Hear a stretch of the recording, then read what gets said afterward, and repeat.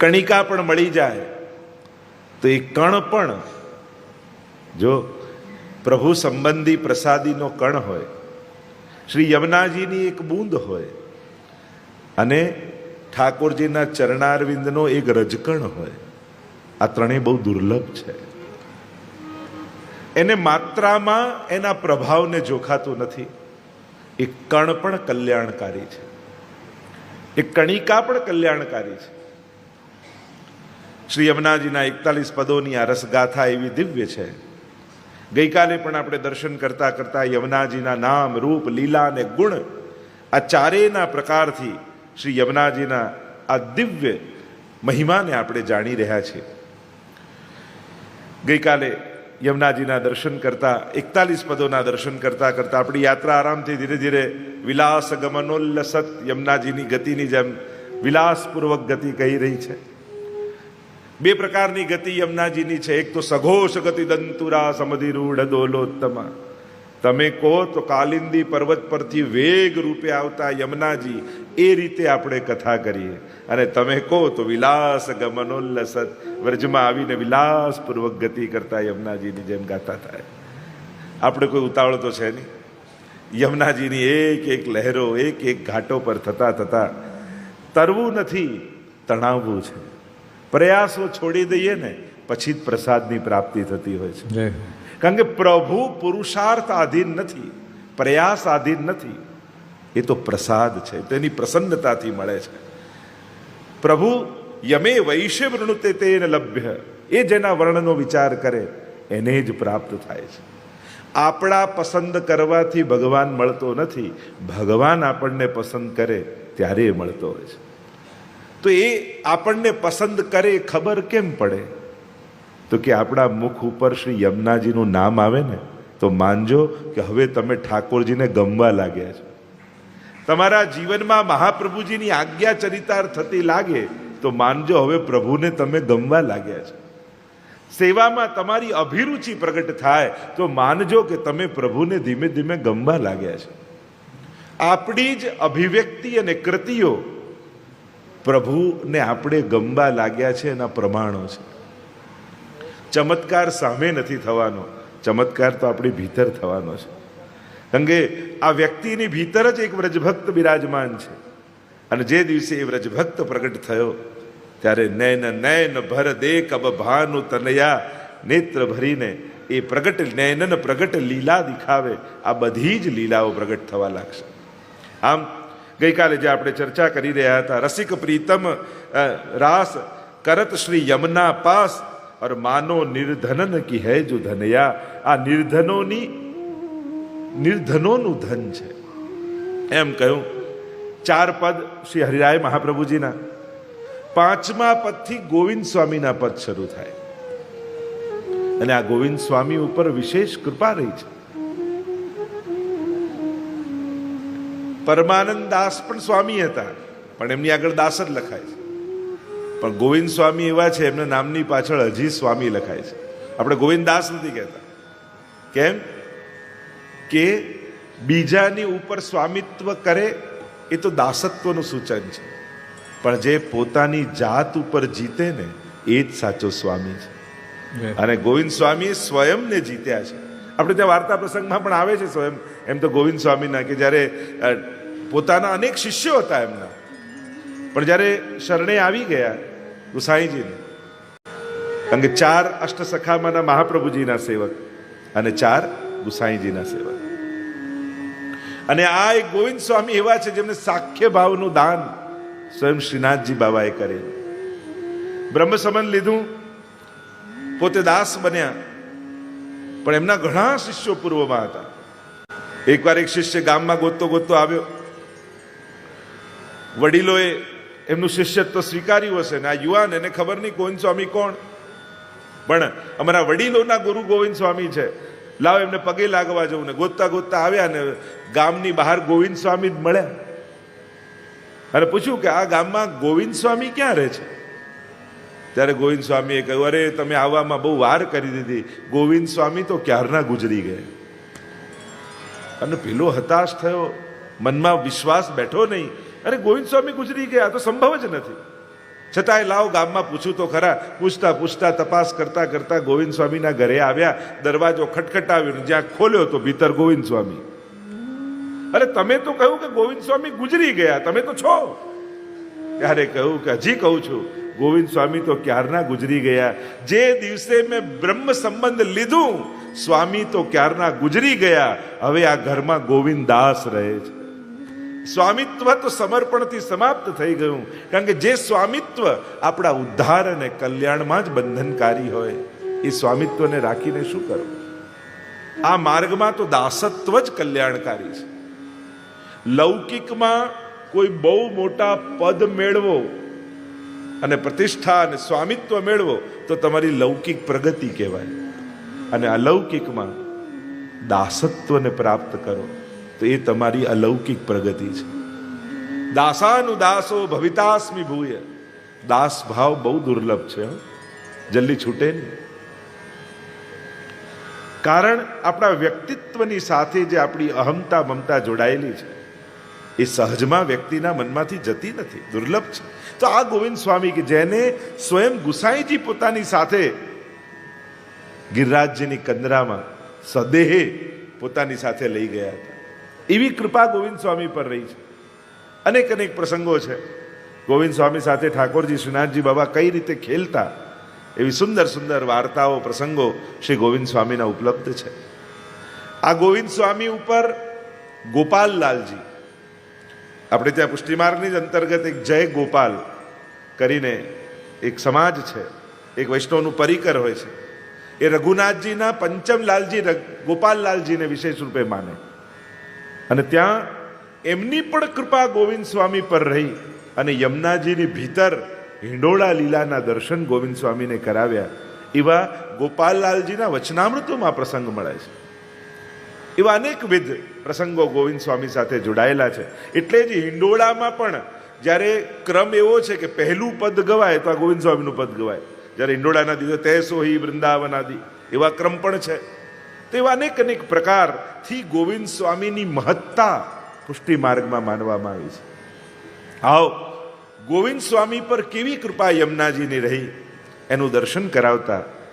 જ્યારે ગોવિંદ સ્વામી યમુનાજીના તટ પર ઠાડા છે અને જ્યાં યમુનાજી સામે દર્શન કરે છે, ઝાંખી કરે છે, અને દર્શન થયા, શ્યામ સંગ શ્યામ વહ રહી શ્રી યમુના.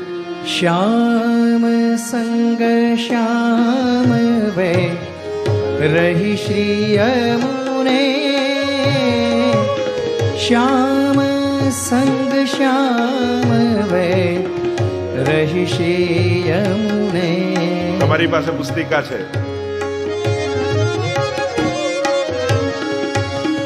सुरत श्याम बिंदु ते सिंधु सी बही चली. मानो आतुरली रही न भवने. श्याम संग श्याम वे रही श्री यमुने.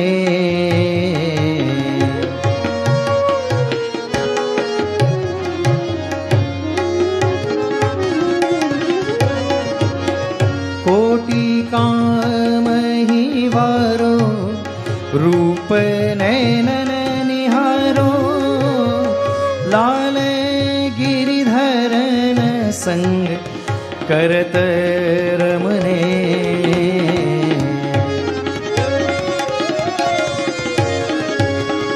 हरख गोविंद प्रभु निरख इनकी ओर. मानो नव दुल्हनी आई गवने. श्याम संग श्याम वे रही श्री यमुने. श्याम संग श्याम वे रही श्री यमुने. श्याम संग श्याम वे. श्याम संग श्याम वे. श्याम संग श्याम वे रही श्री यमुने. શ્યામ સંગ શ્યામ વહ રહી શ્રી યમને. જ્યાં દર્શન કર્યા જોયું તો યમુનાજીના પ્રવાહમાં બે શ્યામ રંગ દેખાય. શ્યામ સંગ શ્યામ. ઠાકોરજી સ્વયં શ્યામ છે અને શરણાગતિ તારી ત્યારે જ સિદ્ધ થઈ કહેવાય જ્યારે જેના શરણમાં ગયા હો એના રંગે રંગાઈ જાઓ. જો સહેજ પણ પોતાનું જુદાપણાનું અસ્તિત્વ રહે તો એ શરણાગતિ સફળ થતી નથી. શ્રી યમુનાજી પ્રભુને વર્યા તો છે પણ એના રંગે રંગાયા પણ છે. શ્યામ સંગ, પ્રભુની સંગમાં શ્યામ વહ રહી શ્રી યમને. કારણ કે બંને કૃષ્ણામ કૃષ્ણ સમામ કૃષ્ણ રૂપામ કૃષ્ણ રસાત્મિકામ. યમુનાજી છે કેવા? સાક્ષાત ઠાકોરજી જેવા રૂપ વર્ણ બિલકુલ કૃષ્ણ જેવા છે. આબેહૂબ, લેશ માત્ર પણ ફરક નથી. એટલે ત્યાં 41 પદમાં પણ આવશે કે બિલકુલ રૂપ અને વર્ણ કૃષ્ણ જેવા છે. એટલે કે બિલકુલ એમનો રંગ કૃષ્ણ જેવો અને બિલકુલ આબેહૂબ છટા કૃષ્ણ જેવી ઉભય રૂપ. એટલે જ આપણે ત્યાં શ્રી મહાપ્રભુજી શ્યામ, ગુસાઈજી શ્યામ, આપણે ત્યાં યમુનાજી શ્યામ અને ઠાકોરજી શ્યામ, આ બધા જ શ્યામ રંગના છે. એમ જોવા જાવ તો શ્યામ રંગ એ શૃંગારમાં શૃંગાર રસનો રંગ છે. દરેક રસના એક રંગ છે. તો શ્યામ રંગને શૃંગાર રસનો રંગ કહેવામાં આવે છે. અને પ્રભુ એટલા માટે શ્યામ છે કારણ કે શૃંગાર કલ્પદ્રુમમ, એમ ભાવદીપિકા નામના ગ્રંથમાં ગોપીનાથજી આજ્ઞા કરે છે કે સાક્ષાત શૃંગાર રસરૂપ ઠાકોરજી છે અને એટલે શ્યામ રંગના છે. તો કે એમ પણ ઘણા બધા અર્થો છે કે બીજા બધા રંગો પર બીજો રંગ ચડે, પણ એકવાર કાળો રંગ જેના પર ચડ્યો હોય એના પર કોઈ પણ રંગ ચડાવો ને તો કાળાશ વધે, બીજો રંગ દેખાય નહીં. એમ ઠાકોરજીનો રંગ જેના પર ચડ્યો હોય ને એના પર બીજો કોઈ રંગ ચડી શકતો નથી. અને એટલા માટે અહીંયા શ્યામ રંગ વિશેષ રૂપે સૂચન કરવામાં આવ્યું. શ્યામ સંગ શ્યામ વહ રહી શ્રી યમને. અને કેવા? સુરત શ્રમ બિંદુસી સિંધુસી બહી ચલી. ગઈકાલે જે આપણે થોડી ઘણી ચર્ચા કરી હતી, યમુનાજીમાં પાન કરીએ છીએ યમુનાજીના ત્યારે 3 તત્વોની પ્રાપ્તિમાંનું એક તત્વ છે જે મહાપ્રભુજી આપણને બતાવ્યું. સ્મર શ્રમ જલાણુ ભી સકલ ગાત્ર જય સંગમ. રાસના 3 સ્થાનોમાંનું એક સ્થાન શ્રી યમુનાજી છે. અને જ્યારે મહારાસ થાય ત્યારે મહારાસમાં કરતા કરતા જ્યારે ઠાકોરજી અને ગોપીજન શ્રમિત થાય અને શ્રમિત થયેલા વ્રજભક્તો સહિત, કારણ કે જ્યારે મહારાસ થતા થતા નૃત્ય થાય ત્યારે શ્રમ કણો પ્રભુના મુખમાં આવી જાય, વ્રજભક્તોના મુખમાં. કારણ કે શ્રમ બિંદુ કેવલ ઠાકોરજીના જ નથી, વ્રજભક્તોના પણ યમુનાજીમાં છે. વલ્લભાખ્યાન આદિમાં બહુ ગૂઢ રૂપે બહુ સુંદર ચર્ચા ગોપાલદાસ કરે છે. જ્યારે રાસ પહેલાનું વર્ણન આવ્યું ત્યારે ભ્રમરો ગાન કરી રહ્યા છે અને પછી કહ્યું ગુંજાર. અને જ્યારે શ્રમબિંદુઓની કણિકા પ્રાપ્ત કરી લીધી તો દેભાન ભૂલાઈ ગયો. એનું સંકેતિક વર્ણન એમાં છે. તો અહીંયા સુરત શ્રમ બિંદુસી સિંધુસી વહી ચલી. બિંદુથી સિંધુ સુધીની યાત્રા યમુનાજીની છે. એમનું પ્રાગટ્ય અનેક પ્રકારથી ગવાયું છે. આદિ ભૌતિક પ્રાગટ્ય, આધ્યાત્મિક પ્રાગટ્ય અને આદિ દૈવિક પ્રાગટ્ય. આદિ ભૌતિક પ્રાગટ્ય આપણે કહીએ છીએ કે કલિંદ ગિરિ મસ્તકે પતદ મંદ પૂરોજ્વલા. જો એટલે જ યમુનાષ્ટકમાં 3 વાર નમન કર્યું.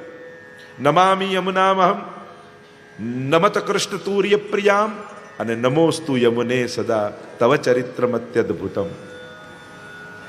3 પ્રકારના સ્વરૂપોની ચર્ચા છે. આદિ ભૌતિક પ્રાગટ્ય કલિંદ પર્વત પરથી યમનોત્રીમાંથી યમુનાજી પધારે છે. આધ્યાત્મિક જે તીર્થરૂપ યમુનાજી છે, પાપ મોચીની છે, ઉદ્ધારક છે, તીર્થરૂપા છે, દેવી રૂપા છે. કારણ કે યમુનાજીના આ સ્વરૂપ જોઈએ છે એના પૂર્વ જે આધ્યાત્મિક સ્વરૂપ હિન્દુ સમાજમાં ગ્રાહ્ય છે એ છૂટા કેશ, 2 હાથમાં કળશ અને ચાતલ એટલે કાચબા ઉપર ઊભા, એવું યમુનાજીનું એક પ્રાચીન ચિત્ર પ્રાપ્ત થાય છે. એ દેવી રૂપ યમુનાજી, કે જે નદી રૂપા તીર્થ રૂપા યમુનાજી છે એના અધિદૈવિક દેવી દેવતા રૂપ, અને એ આધ્યાત્મિક જે સૂર્ય સુતા રૂપે છે, સૂર્યના પુત્રી રૂપે છે. અને એટલે જ ત્યાં કહ્યું છે, જ્યારે યમનાષ્ટકના પ્રથમ શ્લોકમાં મહાપ્રભુજી પરિચય કરાવે છે ત્યારે ત્યાં કહેતા સ્વયં શ્રી મહાપ્રભુજી યમુનાજીની શોભાને સ્મરપિતુ શ્રી યમ બિભ્રતિમ, કામદેવના પિતા શ્રી કૃષ્ણની શોભાને ધારણ કરવાવાળા એવા પણ કયા, અને સૂર્ય સુતા પણ કયા. એટલે કે સૂર્યના પુત્રી રૂપે આપ છે. અને ત્રીજું પ્રાગટ્ય એટલે કે આ ત્રણ પ્રવાહ યમુનાજીના જલમાં છે. પહેલો પ્રવાહ જે કલિંદ પર્વત પરથી જલનો નીકળે છે એ પ્રવાહ, બીજો પ્રવાહ સૂર્યના પુત્રી રૂપ દેવી રૂપ યમુનાજીનો પ્રવાહ, અને ત્રીજો પ્રવાહ સુરત શ્રમ બિંદુસી સિંધુસી વહી ચલી. ત્રીજું પ્રાગટ્ય ક્યાંથી છે? તો કે કેવલ સૂર્યમાંથી, એ તો આધ્યાત્મિક, કેવલ પર્વત પારથી ઝરણામાંથી નદી રૂપે એ ભૌતિક. સાચું આધિ દૈવિક સ્વરૂપ યમુનાજીનું એનું પ્રાગટ્ય રાસ કરતા કરતા કરતા કરતા પ્રભુના અને ગોપીજનોના શ્રીઅંગ ઉપર આવેલા શ્રમકણ, શ્રમબિંદુઓ, અને એ પરિશ્રમના કારણે નથી, એ આનંદના અતિરેકને કારણે પ્રગટ થયા છે. પ્રભુમાં પણ બે વારી શ્રમબિંદુ બે પ્રકારના આવે. એક પરિશ્રમને કારણે, એ ક્યાં? ભીષ્મ સ્તુતિમાં કહ્યું, શ્રમવારી અલંકૃતાસ્ય.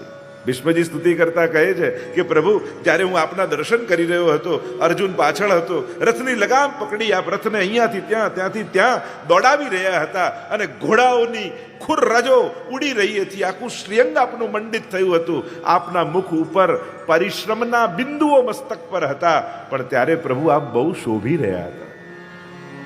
ભીષ્મજીની ચેતના જુઓ. યુદ્ધના મેદાનમાં પણ પ્રભુના મસ્તક પર આવેલા આ શ્રમબિંદુઓને જે જોઈ શકે ને, એ જ ભીષ્મજી જેવો ભક્ત હોઈ શકે. વિચાર કરો કેટલું ધ્યાન પ્રભુ તરફ એમનું હશે. અને બીજું, અહીંયા રાસમાં રાસ કરતા કરતા જે આનંદ શ્રમ થાય, ત્યાં તો લૌકિકતા છે નહીં. થાક તો લૌકિકતામાં હોય, અહીંયા થાક નથી. અહીંયા તો લીલાનું પરિવર્તન છે. અહીંયા તો આનંદ વધતો જાય, વધતો જાય, પ્રતિક્ષણ વર્ધમાનમ. લૌકિકમાં આનંદ વધે ને પછી ઘટવા લાગે, થાક લાગવા મળે. અહીંયા આ તો અલૌકિક રાસ છે, આમાં પરિશ્રમ થોડી હોય, આમાં તો દેભાન ભૂલી જાય. અરે રાત્રિ 6 માસની હોય તો વિચાર કરો એ આનંદ કેવો હશે. તે આનંદ તો પ્રતિક્ષણ વર્ધમાનમ હોય છે. ત્યાં પરિશ્રમનો થાક નથી લીલામાં, ત્યાં તો પ્રતિક્ષણ રુચિ વધતી જાય છે. તો એ જ્યારે આનંદનો અતિરેક થાય અને ભગવદ રસ ભગવાનમાં સમાય નહીં, પ્રભુનો આનંદ રસ વ્રજભક્તોમાં સમાય નહીં, તો એ કણ રૂપે પ્રગટ થઈ જાય છે, એ રસ પ્રગટ થઈ જાય છે. અને પ્રભુના શ્રમવારી એમાંથી પ્રગટ થયેલો એ રસ બિંદુ રૂપે પ્રગટ થયો. વહેતો વહેતો નેત્ર નયનામૃતમાં ભળ્યો, વહેતો વહેતો અધરામૃતમાં ભળ્યો, વહેતો વહેતો ચરણામૃતમાં ભળી અને સિંધુ બનીને જે આગળ વયો, એ જ યમુનાજીનું આદિ દૈવિક પ્રવાહ છે. જેમ સ્વરૂપ 3 છે એમ પ્રવાહ પણ 3 છે. એટલે તમે જ્યારે યમુનાજીના પાન કરો છો ત્યારે ભાવ એ કરજો કે આ પ્રવાહ જલરૂપ નથી, આ પ્રવાહ સૂર્યની સુતારૂપ નથી, આ પ્રવાહ તો રાસમાં ઠાકોરજીના શ્રમબિંદુમાંથી નીકળેલો આ ભગવદ રસ છે, જેનું હું પાન કરી રહ્યો છું. અને એટલા માટે અહીંયા સંકેત કર્યો, સુરત શ્રમબિંદુસી સિંધુસી વહી ચલી. અને એ સિંધુ, એમ યમુનાજી સીધા સાગરને મળતા નથી. પ્રયાગ સુધી પ્રવાહ આવે, પછી ગંગાજીને ભળી જાય, અને ગંગાજી પછી ગંગા સાગરમાં ભળે. એમ તમે યમુનાજીનો પ્રવાહ તમે જુઓ. એટલે કે સાધારણ કોઈ લૌકિક સાગરને ભળતા નથી યમુનાજી. યમુનાજી કોને ભળે છે? કૃપા જલધિ સંશ્રિતે મમ મન સુખમ ભાવય. એ કૃપા સાગરને જઈને ભળે છે. કૃપા જલધિ, જે કૃપા સાગર એવા કૃષ્ણ છે, જે રસ સાગર એવા કૃષ્ણ છે, એને જઈને ભળી અને સાગર રૂપ બની જાય છે. કારણ જ્યારે નદી સાગરને મળે ત્યારે પોતાનું અસ્તિત્વ કોઈ સાગર રૂપ થઈ જાય, પણ યમુનાજી કોઈ લૌકિક સાગરને મળતા નથી, એ તો રસ સાગર એવા કૃષ્ણમાં જઈને ભળે છે. તો આ છે બિંદુથી સિંધુ સુધીની યાત્રા. પ્રભુના જ શ્રમવારી સ્મરશ્રમ એ અલૌકિક કામમાંથી પ્રગટેલા એ વારી, એ બિંદુથી લઈ અને સર્વ કામનાઓને સિદ્ધ કરનારા એવા કૃષ્ણમાં જઈને ભળે છે. તો આ બિંદુથી સિંધુ સુધીની યાત્રા ગોવિંદ સ્વામી આપણને સમજાવતા કહે, સુરત શ્રમ બિંદુસી સિંધુસી વહી ચલી, માનો આતુર આલી રહી ન ભવને. માનો આતુર આલી, જ્યારે વેણુનાદ સાંભળ્યો અને ગોપીજનો ઘરમાં ન રહી શક્યા. પ્રભુએ જ્યારે વેણુનાદ કર્યો ને ભિન્ન ભિન્ન કાર્યો કરી રહ્યા હતા ગોપીજનો, અને જ્યાં વેણુના સ્વર સંભળાયા અને ઘર બહાર છોડીને દોડ્યા છે. કારણ કે જ્યારે અલૌકિકનું આમંત્રણ આવે ત્યારે લૌકિક બંધનોમાં ફસાયેલો રહે એનાથી મોટો દુર્ભાગી કોણ હોય? અલૌકિક અવસર આંગણે હોય અને છતાંય એ 365 દિવસ કરતા કામમાં જો અટકી જાઓ તો આ તો દુર્ભાગ્યની નિશાની છે. તમે બધા ભાગ્યશાળી છો. ઠાકોરજીની વેણું સાંભળી, સત્સંગ રૂપી વેણું સાંભળી અને લૌકિક છોડીને અલૌકિક પામવા આવ્યા છે. અહીંયા ગોપીજનો પણ માનો આતુર અલી રહી ન ભવને, જેમ ગોપીજનો ઘર છોડીને ભાગ્યા પ્રભુ પાસે, એમ યમુનાજી પણ પોતાનું ગ્રહ છોડી, એમનું પિતાનું ઘર કહીએ ને, એ કેમ ભાગી રહ્યા છે? કારણ કે ભક્તોને પ્રભુના આ આનંદનું દાન કરવા માટે, પોતાના જીવોને એ પરમ રસનો આસ્વાદ કરાવવા માટે. કારણ લીલામાં આનંદ કરાવવાનો પણ એક અહોભાવ છે. જેમ ત્યાં કેવલ આનંદ કરવાની મહત્તા નથી, ત્યાં આનંદ કરાવવાની પણ મહત્તા છે. અને એમ યમુનાજી પોતાનું ઘર છોડી અને ભાગી રહ્યા છે, દોડી રહ્યા છે ભક્તો પર કૃપા કરવા માટે. અને એટલે આગળ કહ્યું, કોટી કામ હિ વારો રૂપ નૈનન નિહારો, લાલ ગિરિધરન સંગ કરત રમને. કોટી કામ હિ વારો. અને યમુનાજીની શોભા એવી છે, સૌથી સુંદર આ સૃષ્ટિમાં કામદેવને માનવામાં આવે, એનાથી સુંદર બીજું કોઈ નથી. સર્વોચ્ચ સુંદરતા કામદેવની માનવામાં આવે. અને એટલે ઠાકોરજી તો કોટી કામદેવ જેવા છે, કરોડો કામદેવ જેના પર નોછાવર કરી શકાય એવા પ્રભુ છે. તો શ્રી યમુનાજી પણ કૃષ્ણની શોભાને ધારણ કરવા વાળા છે. એટલે કહ્યું કોટી કામ હિ વારો. યમુનાજીની સુંદરતા અને શોભા તો એવી છે કે કરોડો કામદેવ એના પર નોછાવર કરી દે એવા છે.